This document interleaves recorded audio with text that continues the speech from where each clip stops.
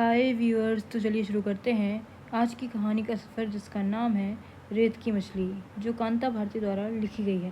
तो चलिए शुरू करते हैं ये कहानी।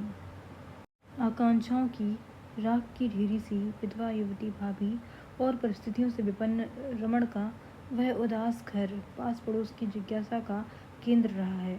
जाने कितनी कल्पनाएं और कहानियां उन दोनों के साथ जुड़ गई थीं, लेकिन रमण के सामने भी उपाय दूसरा नहीं था। विधवा भाभी एक ऐसा सत्य थी कि जिसे वह अपने कंधों से उतार भी नहीं सकता था। भाभी के जीवन से बंधे अपने भविष्य के साथ ही साथ रमण शायद यह भी देखता था कि उसके सामने नीले घर में जो जीवन है, जो रस है, वह उसे झंझोड़ता है। कुंठाओं की मार से वह तिलमिला उठा, अंदर ही अंदर एक विकृत विद्रोह से भर उठा। कभी कभी वह देखता तो उसकी आंखों को देखकर एक अजीब सिरहन महसूस होती। कभी कभी उलझन होने लगती, मैं यहाँ हूँ या नहीं। वह एकटक लगातार घंटों किसी मूर्ति की तरह खड़ा हुआ बालकनी की तरफ घूरता रहता। उलझन से भरकर मैं बालकनी से अलग हट जाती तो कभी कभी अजीब आवाज़ें सुनाई पड़ने लगती। ऐसा लगता जैसे प्रेत आत्माएं कहीं लड़ रही हों। रमण ऊंची आवाज़ में अपनी भाभी से लड़ता था। कभी कभी ऐसा लगता जैसे भागदौड़ भी हो रही है। पड़ोस के लोग कहते थे कि वो अपनी भाभी को पीटता भी है। जूही के फूलों और गुलाबों पर उतरती जाती ऋतुओं के साथ 2 बरस हवा से बीत गए। प्रेत आत्माओं की आवाज़ जूही और पंसूतिया के फूलों के साथ जैसे कांटों की तरह अनिवार्य हो गई थी। उस अस्वाभाविक और किसी हद तक मनहूस के प्रति मन सहज हो आया था।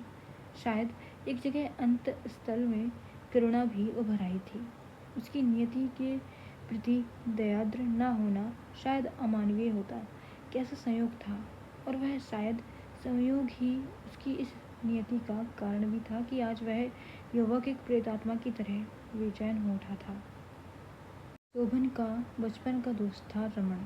साथ साथ खेला था और साथ साथ पढ़ा था।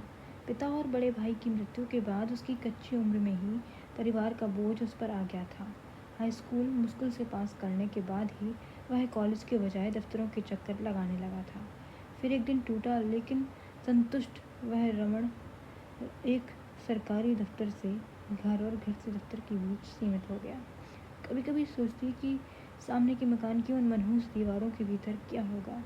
नौकरी से लौटा हुआ थका और पराजित रमण और घर की दीवारों में घिरी हुई उसकी विधवा भाभी, क्या वहाँ उन दीवारों के अंदर कोई जूही फूलती होगी? क्या उस बंधे पानी में कोई नील कमल उगता होगा? अगर उगता होगा तो शायद सिर्फ एक रात के लिए, और सुबह फिर मुरझा कर मर जाने के लिए। भाभी जवान थी लेकिन बंधी हुई। मर्यादाओं की दीवारें इतनी ऊंची थीं कि उनके पास इस पार झांकना भी मुश्किल था। मुमकिन है थका और पराजित रमण उस कुंठित युवती का अंकसाई भी हो। पड़ोस में तरह तरह की बातें थीं, शायद तभी जबान में ताने भी सुनाई दे जाते थे। लोग यह भी कहते थे कि उसकी भाभी रमण की शादी इसलिए नहीं होने देना चाहती कि उसकी अपनी हसरत पूरी नहीं होगी। उदासी, खिन्नता, अपमान, पराजय से शायद रमण किसी प्रेत की तरह ठंडा भी पड़ गया था। रात के अंधेरे सन्नाटे में सहसा वह चीखना चिल्लाना शुरू कर देता था। जो भी चीज़ें हाथ में आती थीं उठाता, फेंकता और तोड़ता था, और भाभी को गालियाँ देता। भाभी के रोने की मनहूस आवाज़ बालकनी से तैर कर अंदर आती तो इनकी बाहों में भी एक विवश कंपन दौड़ जाता। मैं भी सिहर उठती। सर्दी खामोश शह में अंधियारी रात में घरों की खिड़कियां खुल जाती और गर्म कपड़े लपेट कर लोग बाहर झांकने लगते। रमण चीखने लगता और चीखते चीखते उसकी आवाज़ भर्रा जाती, और जिसे क्रोध से फटता हुआ कहता कहता, यह शोभन, इस शोभन को भी मैं जिंदा नहीं छोड़ूंगा, छुरा मार दूंगा। कभी कभी उसके स्वर में लाचारी होती थी। वह रोता था और इस बात की कसम खाता था कि वह पढ़ेगा, बड़ा अफसर बनेगा और शोभन की तरह किसी सुंदर लड़की से शादी करके घर बसाएगा। कुछ दिनों बाद एक दिन शोभन ने बताया कि रमण ने यूनिवर्सिटी जाना शुरू कर दिया है, लेकिन यह सत्य बहुत सुखद साबित नहीं हुआ। एक दिन मैंने देखा, यूनिवर्सिटी जाते वक्त मेरे पीछे पीछे वह चला आ रहा है। मैं अस्थिर हो उठी, लेकिन फिर मैंने अपने आप को संभाल लिया। अगले दिन फिर उसी तरह रिक्शे का पीछा करता हुआ रमण दिखा। मुझे खींच हुई और फिर वह क्रम लगातार चलता रहा। कभी कभी ऐसा लगता कि वह साइकिल पर पीछे पीछे आते वक्त कुछ बुदबुदाता है और कभी कभी गुस्से में तमतमाता भी उठता है। उसका आतंक जब सीमा से बाहर हो गया तो एक दिन मैंने चुपचाप अपनी सास से सब कुछ बता दिया। शोभन से भी कहा।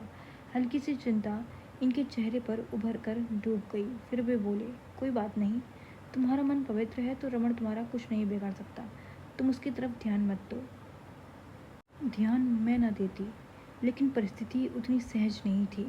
घर लौटने के बाद रात को रमण का वह पागलपन हर दिन बढ़ता जाता था। कभी कभी विधवा भाभी की छोटी सी बच्ची तक को पीटता था। उस मासूम बच्ची के चीत्कार से और भाभी के रुदन से वातावरण कांप जाता और हम दोनों की नींद गायब हो जाती।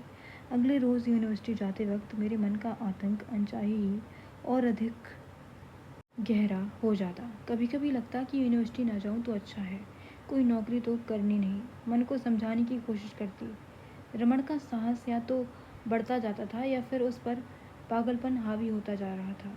उसकी आंखों में भयानकता झलकती थी। क्लास खत्म होने के बाद अंदर घूमता रहता और मेरे बाहर निकलने का इंतज़ार करता रहता। मैं बाहर आते ही वह पीछा करना शुरू कर देता था। फिर एक दिन मैंने देखा उसने अपनी साइकिल के कैरियर पर एक बड़ा सा पत्थर रख छोड़ा है। वह पत्थर बराबर वहाँ दिखाई देता और लगता कि वह किसी अज्ञात से बदला लेना चाहता है। उस दिन यूनिवर्सिटी पहुँचने से थोड़ा पहले ही अचानक रिक्शे की चेन उतर गई। Thank you for watching.